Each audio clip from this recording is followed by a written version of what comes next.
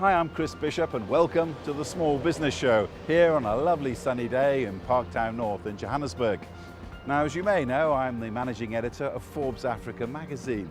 When we launched nearly 4 years ago, people said, print's finished, no one will buy. You got no chance. We didn't listen and we prospered. So when I heard of an entrepreneur by the name of Monwabisi Thethe, who launched a whole magazine group, it certainly pricked my interest, and I saw it as a way to compare notes and find out what makes him tick. Hi, my name is Monwabisi Thethe. I'm a co-founder of Blueprint Media, which is a boutique publishing agency that looks at publishing. Our flagship brand is Blaque magazine, and we're in the business of lifestyle. Entrepreneur, Monwabisi Thethe. You started out, you grew up at your mother and father's knee, and they were entrepreneurs too. My dad was a teacher by profession, and my mom was a social worker. But I found somewhere along the line, she wanted to do her own thing. So we grew up around shops, she had hair salons, so she dabbled at the whole supermarkets thing. So I suppose growing up under that environment, you get the bug. But what did you learn, you think, from those early days when you were this tall? I learned persistency, more than anything else, and the long hours that it takes for you to actually do your own thing and to call yourself an entrepreneur. Consistency and persistency and what not to do when the shops are failing, by the way. So I learned a lot more on what not to do. Then you went through school, Catholic Brothers College in Boksburg in the east of Johannesburg. You were a sportsman? Yes. You got colours for cricket? And soccer as well. Yeah. But then you took a bit of a strike, because I say not many children at school say they want to be a fireman. A lot of people say they want to be a lawyer or a doctor, but you ended up in business intelligence, one of the big banks. Yes. How did that happen? Man, it was for the love of IT. I loved gadgets. I liked taking gadgets apart and then putting them back together if they worked. If they didn't work, oh well, we move right along. But I enjoyed technology and I loved technology, Part of my job, back then was at CSIR, the Council for Scientific and Industrial Research, where we used to test cricketers and sportsmen and put them in gear and test their heart rates, their mental state, test how they would actually function in a sports field, in a, game time. What did you do with that information? I tell you what, I started transferring it to one of the banks, and one of the major banks, and I started doing business intelligence solutions for them. 13 months in, I was like, you know what, I miss having people around. I love being around people, and time out. So that was it. That was the moment when you decided to be an entrepreneur. That was the critical moment, yes. Well, you woke up the next day as an entrepreneur, and what did you think? And I thought, well, it didn't come to me initially. One still got a lot of offers, job offers around that space, because that's what I knew and that's what I had studied as well. And I just thought to myself, well, you know what? Actually, I belong in entertainment. That's. And then we started publishing. We started Blaque. In fact, we started Blaque on a failure equation. I figured, if we could get all the business that the major publishers didn't want, we'd survive. So it was, I don't know whether it was stupidity or it was, the guts and, that was required. But we started our business on a failure equation. And this is the toughest business in town anyway, by a long chalk, the magazine business. I've actually gotten over saying it's tough. I say it's an interesting space. In the Chinese sense of the word. In the Chinese, yes. You live in interesting times. Correct. The Chinese New Year just went past, so definitely we're on point with that. And as you know, I'm the managing editor of Forbes Africa. When we launched... My condolences. When we launched nearly 4 years ago, people said, look, magazines are finished, you won't get advertising, you won't sell, no one's interested, the magazine interest is dying. I thought at the time, I am going to prove them wrong. Right. What did you think 7 years ago when you launched Blaque? Same thing. When we started on a recession, and they said, you are stupid to launch a magazine. You will fail in the first year. Advertisers played the, oh, let's wait and see game, to see if they survive, if they come at all. So 7 years later, they're still trying to see if we still survive, you know. And also about the magazine business, it's one of those businesses that people from all walks of life think, I'd like to do that, I'd like to be involved in that, it's glamorous. But actually when it comes down to it, it's not perhaps as glamorous as people think. Would you agree? I think it's the furthest from glamour, actually. You know, it's tough work, it's long hours, it's ridiculous hours, it's 30 hours a day type of setup, you know. So it requires a lot more than what meets the eye, you know, and like you're saying, you know, we get approached all the time to say, please, can you publish this and this and this? And we're like, do you know what that means or what that entails? And, you know, all the work that has to get put in, distribution, you know, those kind of things are for me very challenging, you know, and it challenges the business of what we do as well. And for those who still think print is dead, well, we're still here, you're still here 4 years later. So what would you say are the greatest warnings you give anybody who's out there thinking, because everyone thinks that they can make an easy success of a magazine or a publication. I think I can do this, I can do that. It's not quite that simple. No. What warnings would you give any would-be entrepreneurs out there who might be thinking that? Well, it sounds cliche, but you know, you got to have that dog approach.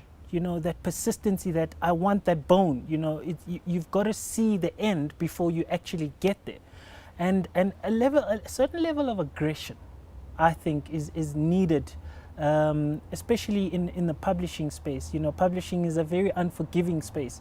One mistake, you know, one ad goes wrong, your advertiser doesn't pay for it. You know, print costs are ridiculously high. But I'd say a level of aggression and consistency, and also don't look to publish what you enjoy. Find out what your readers actually want, you know. And that's the greatest problem with publishing and news in general. If you find 10 people who say that was a great story, you'll always find 2 who will say, well, I'm not really interested in that, I'd like to read about this. It's a very difficult thing. You've got to listen, you've got to read. How do you approach that?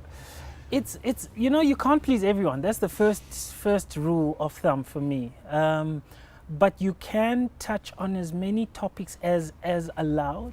So, for example, our team, you know, kind of looks at the business of lifestyle.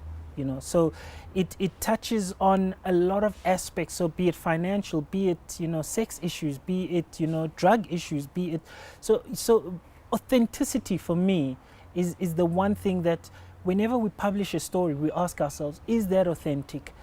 Does that speak the language of what we want to put out there, and the tone of what this country needs as well? Because, you know, I think when you're a publisher, you're also you've got to be cognizant of where we are as a country and voice those, you know, opinions, and some will agree with some of those things, and I'm sure you know that some don't agree, and you get a lot more people who are vocal these days. You know, online, thank goodness, is giving people another platform where guys can say, you know what, Chris, you were wrong. And what about copyright as well? Sometimes, I mean, we all know exactly, you're saying it now, people pinch your pictures and pinch your stories and get republished. I mean, myself, I always say, if people credit us, then fine, if it's another publication. But what problems do you have? You know, I learned one thing very early on, and in fact, I read this from Sir Richard Branson.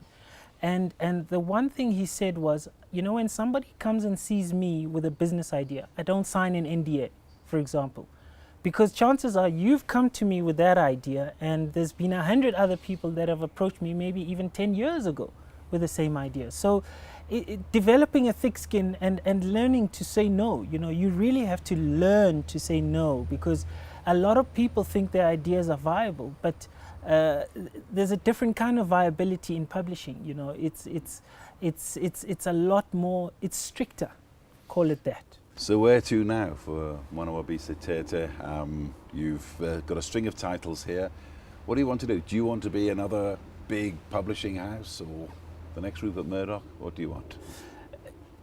Initially, that was the dream, but I think life being life, you kind of learn your strengths and weaknesses, and I'm one to stick more towards what we do. So we're looking at the custom publishing route.